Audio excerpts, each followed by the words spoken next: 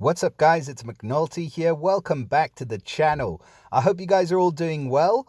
Today we are going to be checking out our newest family that's just dropped in, which is the Astral Elves. And they have arrived with force. So we've got 5 new heroes available in this summon for the first time ever. We've seen the Astral Elves as part of the Black Friday summon, and the 2 that we had featured in Star Walker and Sparklight, it took me a bit to get to his name, have been some of the most impactful heroes that we've seen in a while. So I'm pretty excited to have a look at these new heroes today. So let's get right into the portal and let's see what these Astral Elves are going to bring to the game. So we have 2 featured 5 stars, but we have a total of 3 5 stars in the portal. And we've got a 4-star and a 3-star as well. So we're going to start off with the featured heroes. So I want to take a look at this lovely lady first. So Dreadstar is going to be a dark hero. She is of the sorcerer class, so she gets a chance to deal extra damage, reduce mana generation. So that's pretty cool. But the family bonus for the Astral Elves is a bonus for 1 or 2 heroes. So it's a 50 or 70% chance to dispel a random dispellable status effect buff from an enemy that deals special skill damage to this character. So upon dealing damage to the character, there's a chance that you might get your buffs dispelled. I do quite like that. I think it's a pretty interesting family bonus, and obviously it's unique to this family. So I do like that family bonus. Then the passive that they get, they all seem to have this resistance against blind, so an innate resistance against status elements that affect accuracy. And again, that's a pretty good effect. It doesn't apply to all heroes, but it does apply to the goblins, actually. And I think the goblins taking over and having such a big impact on the game, that could be a really useful effect going up against those goblins heroes. They also get this secondary passive where they share receive damage. So it means that 20% of the damage they receive is going to be shared with other allies.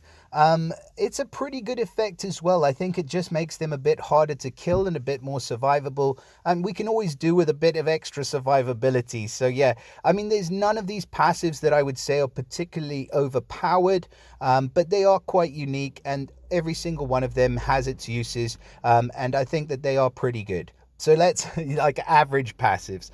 Now moving on to the stats for Dreadstar. So she's running a team power of 1013, one of the most powerful heroes in the game, an attack stat of 1015, defense of 1060, and a HP of 1689. So very respectable in terms of the stats. With the max power preview on, we're going to be looking at an attack up ether talent, and obviously the stats are just going to go through the roof. Now, her special skill is Astral Dominion. I was going to say Domination. She looks like a bit of a dominatrix, but yeah, Astral Dominion. She deals 340% damage to all enemies, and she's running at average speed. All enemies get a reduction of 30% mana generation for the following 4 turns, and all enemies get a negative 74% decrease for any healing received for the following 4 turns. So this special is pretty straightforward. It's all about just straightforward damage and making sure that you don't come back from that damage. And I like that a lot. There's nothing that's not to like. I mean, it's a massive hit. 340% damage to all enemies, especially with that high attack stat, is going to leave you crippled. And then you're going to get a reduction in mana generation, so you're going to struggle to get your specials up to heal yourself. And the problem with healing yourself after that hit is that you get a reduction for any healing received. So you better have a cleanse, a priority cleanse actually. Otherwise, the healing is just not going to be even half as effective. Even a quarter as effective is actually what it's going to feel like. So she is going to dominate. She's just an incredible hero, and she will be really good, I would say, paired up with other dark heroes. I do think that she is more of an attacking specialist, so I don't think she'll be quite as good on defense as she will on attack. But that being said, you can use her on defense as well. She is just a very versatile hero. Pretty, I was going to say one-dimensional, but she's not really. She's just a dealer of massive damage, and you're going to want to watch out for Dreadstar if you do go up against her. So congrats if you do manage to get your hands on Dreadstar, an excellent hero to start with. Now, the second hero in this portal that is featured is called Moonflower. I don't know what your experience is with moonflowers, but I remember back in the day drinking some moonflower tea, and I completely regret it, and I will for the rest of my life. So bad memories about moonflowers. But anyways, aside from that, Moonflower is a very interesting looking hero. It looks like she's ready to get everybody doped up, but she is as well of the same family, so we won't go over the family bonus again. She is a nature hero, and she gets the druid class, so she gets the little thorn minions. She gets the same 2 passives as well, so nothing new there. And if we go ahead and switch off the max power preview and have a look at her stats, we're looking at 1014 team power again, just under 1000 attack, 1073 on the defense, and 1720 on HP, so a bit more defensively built. And her special skill is called Leaf Glow Bloom. That's a bit of a tongue twister. So she's running at fast speed. And get this, at fast speed, after an enemy casts their special skill during the next 3 turns, this character deals 235% damage to all enemies, and all allies get a plus 35% increase on their mana generation for 3 turns. So who does she remind you of? Any guesses? Wait, I'm going to get to it in just a second. This is pretty much exactly the same hero, just better in every way. In terms of the stats, the increase, the damage is increased. The mana generation is the same. But yeah, it's Guardian Hippo reincarnated as a Astral Elf. So maybe a very unoriginal hero, but actually, I mean, if you're lacking Guardian Hippo, or if you've never had Guardian Hippo before, I can tell you this for a fact. Guardian Hippo is one of the most impactful heroes in the game on your roster. I'd say next to somebody like Ludwig, who's amazing in a lot of different areas as well. Guardian Hippo, especially for towers, is absolutely amazing. So I can only imagine how good Moonflower's actually going to be. So basically, it's just a beefed up version of Guardian Hippo with an increased damage and just better stats. That is basically what we're looking at here with Moonflower. The max power on, we can see she's going to benefit from the damage reduction ether talent, which is one of the better ones. So at the beginning of the battle, any damage received by the hero is reduced by 10% for 6 turns. Just makes her more survivable and more of a chance to get that special off right away. And then, of course, the stat bonuses are insane. So yeah, just a fantastic, excellent couple of heroes to start off with.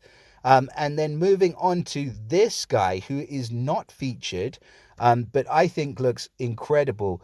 He reminds me of Legolas from the Lord of the Rings saga, just like maybe like the undead version of him. But yeah, I do like the art on these Astral Elves for the most part, but this one looks particularly enticing to me. So he is our holy hero. From the Astral Elves, the Ranger class, so he gets a chance to bypass with his attacks. Same family bonus and the same 2 passives as well, so we won't go over those again. And if we look at the general stats, he's running a team power of 1013, attack stat of 1042, defense of 1036, and HP of 1668. So, I mean, in terms of stats, these heroes are very, very similar. They are quite balanced for the most part, so I don't think you're going to struggle to keep them alive in the battle. And he's just disappeared. He's a bit shy today. Let's get back to him. There he is. So Lemonwood, he is also running at fast speed, and his special is called Wandering Star Shot. So at fast speed, he's going to deal 350% damage to the target and reduce the mana of the target by 20%. Now, if the target has more than 30% mana after the mana reduction, the special skill repeats, targeting a random enemy, and the damage is reduced on each consecutive hit. So this mechanic is really interesting, and I quite like it. I think that they're trying to be a little bit creative with this skill, and I do think that it is a good idea to try and do that, but I do think there is a little bit of a downfall with this hero, and I'll explain why. So the 350% damage to the target running at fast speed for a brand new hero is probably a little bit lower than what we've seen before. Reducing the mana of the target by 20% is all right as well, but you really need to pay a lot of attention to what is going on on the board when you fire this hero off. So he is dependent on that reduction not bringing the mana below 30%. So you have to hit a hero when they're over 50% mana. And not only that, but you have to pay attention to the rest of the heroes if you want to hit multiple targets, because if the next hero that he moves on to does not have over 50% mana, then the special skill is not going to chain across multiple targets. The fact that he's reducing the mana is pretty cool, but it would be probably better if he was giving like a Costume Finley-esque effect where there was some kind of defense down or even elemental defense down. As it is, I think that this hero is going to be very tricky to use. I mean, I might stand to be corrected, but I do like the fact that they're trying to be creative with the heroes. I like the effect being based on mana and the reduction not going below 30%. I think that is awesome, but I think it's a thinker. Not to confuse anybody, but you are going to need to think about how you use this hero, because if you fire him off and no other heroes except the one that you hit have over 50%, he's going to be hit 2 for 350%. And if you fire him off and the hero doesn't quite have above 50%, it's just going to be 350% damage to that target, and no chaining or no moving on to any other targets or bouncing or whatever you want to call it. But still a pretty cool hero, very interesting mechanic, and I do like Lemonwood, so I don't think he would be a bad hero, but I'm kind of glad that they didn't feature him in the portal. I would definitely prefer one of the other two heroes that we've looked at so far. Now, moving on, we have our not that one, we have our 4-star in here. And I always get excited about 4-stars because, as I've said before, and I'll say it again, these are the heroes that you're more likely to get from the portal. The odds are higher. And if we find a usable 4-star hero, the chances are that we're going to see them sort of littered around the game. And they are really, really easy, or a lot easier to get your hands on. So we have Lionstring, who I'm not sure what he's doing. It looks like he's drawing the curtains or something weird. Just an interesting looking character, maybe the tailor, I think. But he is of the wizard class, so he gets the chance to jinx, so maybe extra damage against buffs. And then the family bonus and the passives will remain the same. So chance to dispel the status effect when he receives damage, the resistance against blind, and the shared damage effect where 20% of the damage is shared. In terms of stats, I want to put the max power preview on right away for him. So yeah, we can get up to 956 on the team power, which would mean that he will be usable in the 5-star.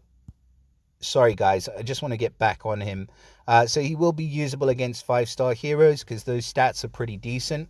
970 on the attack, 939 on defense, and 1747 on health, so pretty damn good.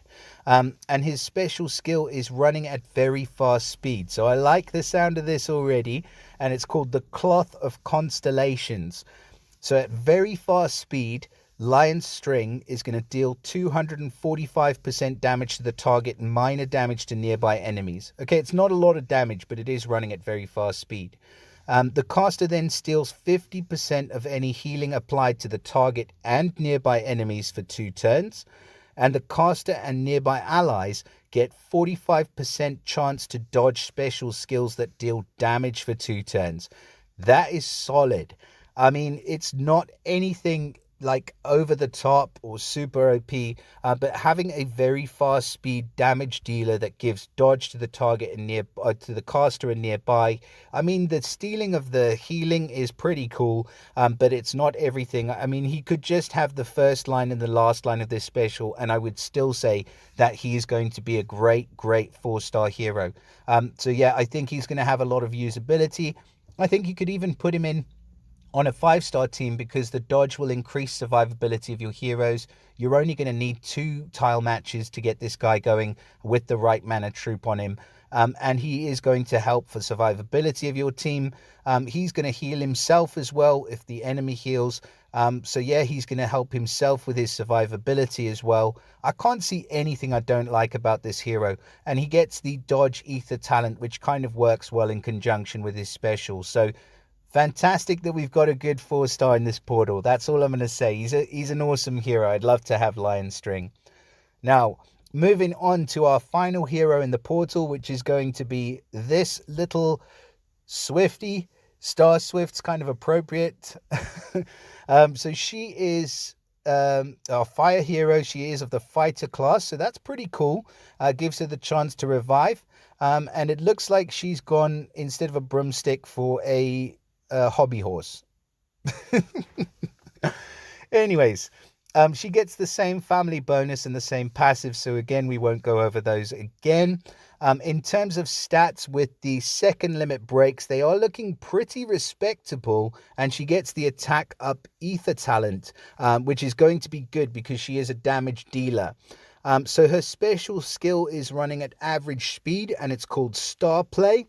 And at average speed, Starswift's going to deal 265% damage to the target and nearby, which, if you increase the attack up with 20%, could be 295% target and nearby at average speed, which I think would be probably one of the highest hits in the 3 stars. We'll have to see, but I think pairing her up with another hero that gives some kind of defense down or elemental defense down at the 3-star level will make her very usable. And then the caster and nearby allies get an increase of 20% mana generation for the following 3 turns. I mean, out of all of these heroes, she is probably the one that I'm least excited about. But she is, and having said that, she is still quite a usable 3-star hero. So I don't think that you'd be going far wrong if you did end up leveling her, because she is going to make a good part of an attacking team, potentially on defense as well in tournaments and things like that. But yeah, that's pretty much all I've got to say about Starswift. She is very straightforward, very one-dimensional, but she does a decent amount of damage for a 3-star hero. So that concludes our analysis of these heroes in the Astral Summon. In summary, I think that we have got 2 incredible featured 5 stars in here, in Moonflower and in Dreadstar. I think that Lemonwood is a little bit finicky, but we'll see how he performs in game. Lionstring is awesome, would love to get my hands on him, and Starswift, she's okay. So yeah, I wish you guys all of the best of luck in your summons if you are going to be dropping some gems in this portal. I think we do get the coins as well from the new event. There's a chance for 2 times on this, so same as you do with the Goblins event. When you summon a legendary Astral Elf, then you get a second different legendary Astral Elf for free, which is awesome. So I'm assuming the odds are probably going to be the same as well, probably 0.9%, but let's see here. So legendary featured heroes 0.4%, legendary event heroes 0.5%. So yeah, total of 0.9% chance. It's less than normal, but if you do manage to grab one of these guys, you get another legendary Astral Elf as a bonus. So yeah, I mean, it's low odds like with everything else, and I do warn people all the time, don't go crazy summoning in these portals. But I think for the epic event hero, with the odds at 5.7%, you'll be doing well if you do manage to grab a copy of that hero from this event. So yeah, good luck in your summons. Please do drop us a like and subscribe to the channel so you don't miss any future updates. And I will look forward to seeing you all again in the next video. Bye for now, guys.